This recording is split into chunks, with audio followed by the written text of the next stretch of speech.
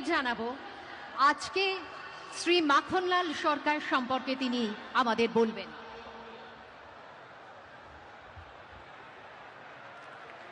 শিলিগুড়ি নিবাসী শ্রী মাখনলাল সরকার সবরই প্রতীক্ষার মতো দীর্ঘ প্রতীক্ষা।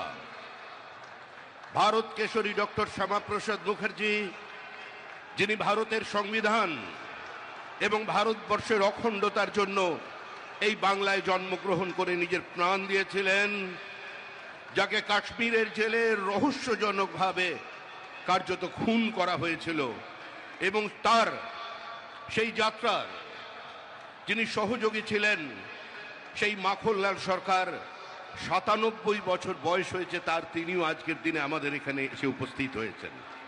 শ্রী মাখনলাল সরকার তারপরে দিল্লিতে একটি দেশাত্মবোধক গান গাওয়ার জন্য দিল্লি পুলিশ তাকে গ্রেপ্তার করে, কংগ্রেসের সরকার নিয়ে যাওয়া হয় বিচারালয়ে।